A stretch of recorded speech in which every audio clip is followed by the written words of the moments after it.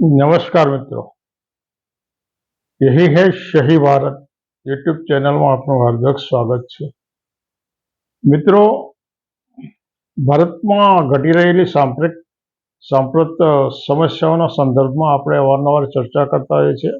આજે પણ એક એવા જ વિષયની આપણે ચર્ચા કરવાની છે જેની સાથે આ દેશની આમ જનતા કાયમ માટે સંકળાયેલી છે અને કાયમ માટે એની એવા તંત્ર તરફ મીટ મળેલી હોય છે કે જ્યાંથી એને ન્યાય મળશે। તો આજે આપણે એવા વિષયની ચર્ચા કરવા જઈ રહ્યા છીએ કે આપણે ન્યાય જોતો હોય તો આપણે સામંતશાહી માફિયા પાસે જવું કે ક્યાં જવું?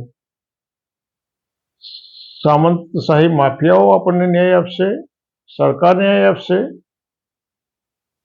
ન્યાયતંત્ર ન્યાય આપશે? આ એક ખૂબ ગંભીર, પેચીદો અને વિચારવા લાયક મુદ્દો છે કે આ દેશની આમ જનતાએ, ગરીબોએ, શોષિતો, પીડિતોએ ન્યાયની અપેક્ષા હોય, ન્યાયની ગુહાર હોય તો ક્યાં જવું, કોની પાસે જવું અને ક્યાં ન્યાય માગવો? તમે કદાચ ન્યાય મેળવવા માટે સર્વખત્યાર માફિયા પાસે જશો તો ત્યાંથી ન્યાય મળશે? તો શું સરકાર તમને ન્યાય આપે છે? ન્યાયતંત્ર તમને ન્યાય આપે છે? આ ત્રણેય બાબતો વિચારવા જેવી છે।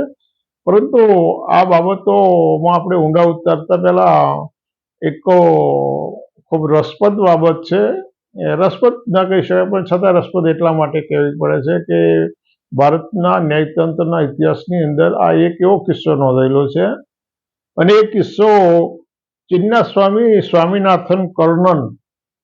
સ્વામીનાથન કર્ણન નામના એક વિશિષ્ટ વ્યક્તિ સાથે જોડાયેલો છે। એમનો થોડોક પરિચય તમને આપું તો આંધ્રપ્રદેશના ચિત્તૂર જિલ્લાના કાલાહટ્ટી ગામે જન્મેલા અને મદ્રાસની પ્રતિષ્ઠિત કોલેજમાં 1983ની અંદર સ્નાતક થયેલા, જેનું ટૂંકું નામ CS કર્નલ તરીકે જેની ઓળખ પ્રસ્થાપિત થઈ હતી, 2010ની સાલમાં મદ્રાસ હાઈકોર્ટના જસ્ટિસ તરીકે એ કન્ફર્મ થયા। 2011માં ડિવિઝન બેન્કમાં એમની બાજુમાં બેસતા જે જજ હતા એમણે એવું સૂચન કર્યું કે તમે મને હાથે સ્પર્શ કરો છો એની જગ્યાએ પગે સ્પર્શ કરતા હોય તો વધારે સારું લાગે, આવું એમને સૂચન થયું। 2015માં એમણે હાઈકોર્ટના જે બીજા જજ હતા સંજય કિશન કૌલ, એ બિન મહત્વના કેસો સોંપતા હોય એવા એમણે ફરિયાદ કરી। CS કર્ણને આવી ફરિયાદ કરવી કે ભાઈ મને આવા કેસો ઓછા સોંપવામાં આવે છે અથવા તો ઓછા મહત્વના કેસો સોંપવામાં આવે છે અને જે અગત્યના કેસો હોય એ બીજા જજને સોંપવામાં આવે છે। એક વખતના ભારતની સુપ્રીમ કોર્ટના જજ રંજન ગોગોઈ સામે પણ 4 જજોએ ભેગા થઈ અને આવી અનેક ફરિયાદો કરી હતી। એમાંની એક ફરિયાદ એ હતી કે ભાઈ બિન મહત્વના કેસો બીજા એમના માનીતા જજીસને સોંપવામાં આવશે, આવો એનો સાર હતો।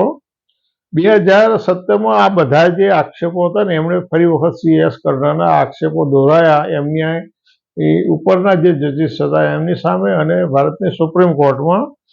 પરિણામ એ આવ્યું કે ભારતની સુપ્રીમ કોર્ટે એમની કલકત્તા હાઈકોર્ટમાં બદલી કરી। ભારતની સુપ્રીમ કોર્ટે CS કર્ણનની બદલી કલકત્તા હાઈકોર્ટમાં કરી, એટલે કર્નલે આ ચુકાદાને પડકાર્યો અને એની સામે સ્ટે આપવામાં આવ્યો। જો કે આ સ્ટે વ્યાજબી હતો કે ગેરવ્યાજબી હતો એ આપણે જજ કરવા માટે તમે હું એટલા સક્ષમ નથી અથવા તો આપણે એવી કોઈ ઓથોરિટી નથી આપતા, પરંતુ આમાં પરિણામ એ આવ્યું કે પરસ્પર વાદ વિવાદ ઊભા થયા અને એના કારણે એ વખતના ભારતના પ્રધાનમંત્રી અને ભારતના રાષ્ટ્રપતિના લેખિતની અંદર ભારતની વિવિધ કોર્ટોના જજોના ભ્રષ્ટાચારોની CS કર્ણને ફરિયાદ કરી।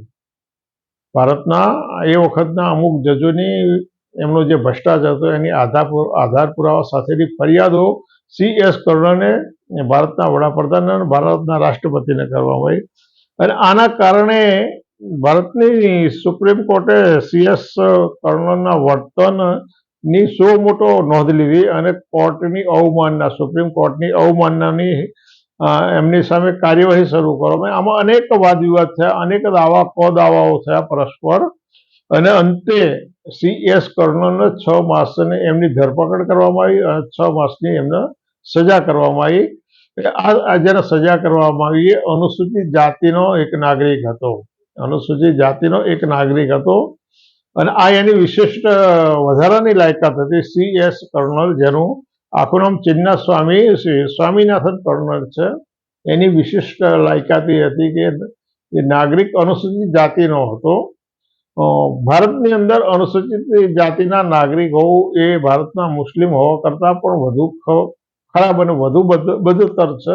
આવા અનેક પુરાવાઓ છે. પણ હવે મૂળ વાત ઉપર આવીએ કે દિલ્હીની હાઈકોર્ટના સિટિંગ જજ યશવંત વર્માના ઘેરથી 15 કરોડ રૂપિયા રોકડા મળ્યા. એટલે આમાં બે બાબતો સ્પષ્ટ છે કે આટલા બધા રૂપિયા કેશમાં મળે એટલે આ રૂપિયા 100% ભ્રષ્ટાચારના છે. આની અંદર કોઈ પુરાવાની અથવા તો કોઈના નિવેદનોની જરૂર નથી. હવે આટલું જો ઘરમાંથી રોકડ નાણું મળતું હોય તો બીજું સોનું એમણે ખરીદેલું હશે, બીજી અન્ય ઝવેરાત હશે, એમણે જમીનો ખરીદેલી હશે, મકાનો ખરીદેલા હશે અને બીજું ઘણું બધું હશે. 15 કરોડ રૂપિયા જેના ઘરમાંથી મળે એટલે આ માણસ કેટલો ભ્રષ્ટ છે, આ જજ કેટલો ભ્રષ્ટ છે.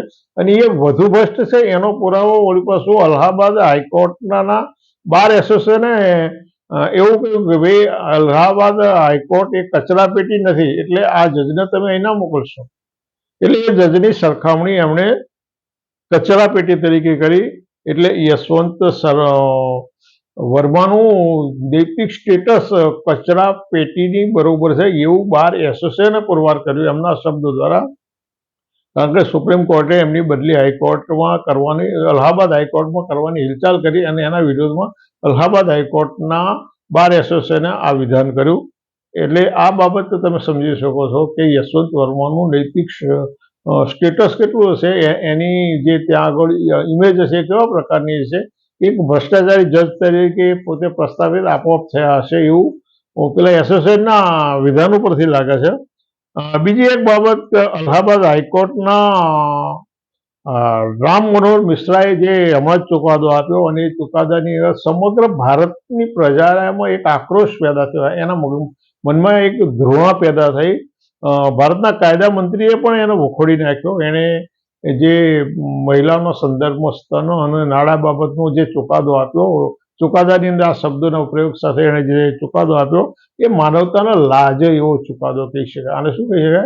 માનવતાનું કલંક. અને આ જજ પણ માનવતાનું કલંક કહી શકાય કે તમે જ્યારે આવા ચુકાદા આપો છો, આ દેશની પ્રજાને, આ દેશની મહિલાઓનો સ્પર્શતો ચુકાદો આપતા હોય તો કેવા શબ્દો પ્રયોગ કરવા અને મહિલાઓનું એનું ગૌરવ જળવાય, એની અસ્મિતા જળવાય, એના માનવીય ગૌરવનું જતન થાય એવા શબ્દો હોય એની જગ્યાએ એ વ્યક્તિએ જે ચુકાદા આપ્યા છે એ ન્યાયિક તંત્રના ઉચ્ચ આસને બેઠેલો વ્યક્તિના ચુકાદાઓ છે, એના શબ્દો છે કે કોઈ સરમુખત્યાર માફિયાના છે. આ બેની વચ્ચે શું તફાવત છે? આ બેની વચ્ચે શું તફાવત છે? એક ટપોરીના મોંમાંથી જે શબ્દો નીકળે, એક દારૂ પીનારના મોંમાંથી શબ્દો નીકળે, એક બળાત્કારના આરોપીમાંથી મોંમાંથી જે શબ્દો નીકળે, અને આવા જજના ચુકાદાઓમાં આની અંદર તમે કેવો તફાવત તારવી શકો છો? અને આની બેની વચ્ચે ક્યાં આગળ માનવતાનું સ્તર છે? જે લોકોને ટપોરીમાં ગણવામાં આવશે, દારૂડિયામાં ગણવામાં આવે છે, ગુનેગારમાં ગણવામાં આવશે, બળાત્કારના આરોપી ગણવામાં આવે, આ બધા લોકો કોઈ ચોક્કસ જવાબદારી સાથે બંધારણની ગુપ્તતાના અને બંધારણની વફાદારીના સોગંદ સાથે કોઈ સ્થળ ઉપર નથી બેઠેલા. એ તો રોડ ઉપર કેટલાક રખડતા હોય છે, કેટલાક ભટકતા હોય છે, કેટલાક પરિવાર વગરના હોય છે અને જવાબદારીહીન એ લોકો હોય છે. અને એ લોકો જ્યારે આવા શબ્દો બોલે અથવા તો આવું વર્તન કરે તો એની પાસે વિશેષ અપેક્ષા ના રાખી છે. પણ જે લોકોએ ભારતના બંધારણની વફાદારીના, ભારતના બંધારણની ગુપ્તના સોગંદ લીધા છે અને ચોક્કસ જવાબદારીઓ સાથે બેઠા છે, અને એ જ લોકો જ્યારે આવા શબ્દો વાપરે અને આ શબ્દો સાથે એ સમગ્ર દેશમાંથી એની સામે આક્રોશ પેદા થાય તો એની સામે ભારતની સુપ્રીમ કોર્ટે શું પગલાં લઈ શકે અથવા શું લેવા જોઈએ? એને સો મોટું દાખલ ના કરવી જોઈએ. જો બીજા અનેક એવા કેસો છે કે એની અંદર ભારતની સુપ્રીમ કોર્ટે અનેકવાર સો મોટો અપીલો દાખલ કરી છે, તો યશવંત વર્માના કેસમાં ભારતની સુપ્રીમ કોર્ટ શું કરશે?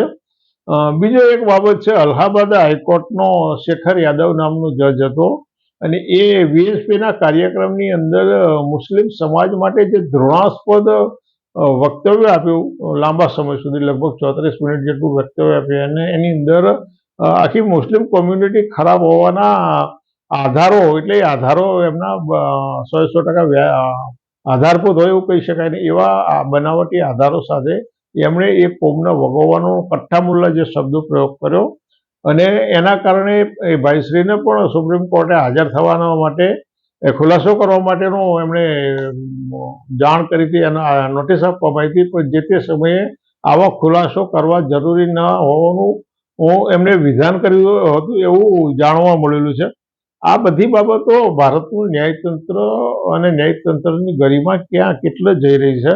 બીજા અનેક જજો એવા છે ભારતની અંદર, ટ્રાયલ કોર્ટો, હાઈકોર્ટો અને સુપ્રીમ કોર્ટોની અંદર, કે એ લોકો કેટલાક લાંચના આક્ષેપો એમાં પકડાયા, કેટલાક ઉપર લાંચ લેવાના આરોપો થયા છે, કેટલાક એમની સામે બીજા ભ્રષ્ટાચારના આરોપો થયા છે.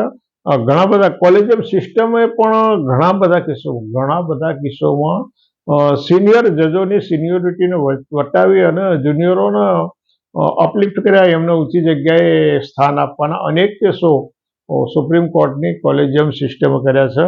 બીજી અનેક બાબતો એવી છે કે લાયકાત વગરના બીજા જજો હોય એને સિનિયરની ઉપર મૂકવામાં આવે છે. તો આપણે ન્યાય ક્યાં શોધવા જઈએ? ન્યાય ક્યાં શોધવા જવું? જો ન્યાયતંત્ર જ ન્યાય ના કરતું હોય તો આજે સરમુખત્યાર માફિયાઓ છે ત્યાં ન્યાય શોધવા જઈશું, સરકાર પાસે ન્યાય શોધવા જઈશું, કે ન્યાયતંત્ર પાસે? આ ખૂબ ગંભીર વિચારવા જેવી અને ખૂબ ચિંતનનો વિષય છે. સરમુખત્યાર માફિયાઓ તો સેકન્ડોમાં ન્યાય કરતા હોય છે, અને જેણે સાચો ન્યાય કરવાનો છે ત્યાં આગળ તમારા ન્યાયની અપેક્ષા ફળ નહીં, તમને યોગ્ય ન્યાય ના મળે. ન્યાયતંત્રએ જે ન્યાય કરવાનો હોય તો આપણે જવું ક્યાં? તમે શું કહો છો? હું તમને સવાલ કરું છું, દર્શક મિત્રો, તમે શું કહો છો? આપણે ક્યાં જવું? કોની પાસે ન્યાય શોધો? આ ગંભીર બાબતો છે. એક અનુસૂચિત જાતિનો એક જજ ભ્રષ્ટાચારના આક્ષેપો, પ્રશાંત ભૂષણે પણ લિખિતની અંદર સુપ્રીમ કોર્ટ અને હાઈકોર્ટના જજોની વિરુદ્ધમાં આક્ષેપો કર્યા હતા, અને એની સામે કામ ચલાવવામાં આવી, અને પ્રશાંત ભૂષણને માત્ર ₹1નો દંડ કરી અને માફી બક્ષવામાં આવી હતી. પરંતુ CS કર્નન અનુસૂચિત જાતિનામાંથી આવતા હતા, અને એ ન્યાય કરવાવાળા બિન અનુસૂચિત જાતિના હતા. આટલું ચોક્કસ થાય છે. અને આ જે 15 કરોડ રૂપિયા જેના ઘરમાંથી પકડાયા છે, જેણે એ મહિલાઓ વિશેનો જે આ ખરાબ શબ્દો બોલ્યા છે, મુસ્લિમો માટેના જે શેખર યાદવના જે શબ્દો છે, આ બધી બાબતો ખૂબ ગંભીર છે, ચિંતનનો વિષય છે. તમારે પણ જાણવું, સમજવું જરૂરી છે.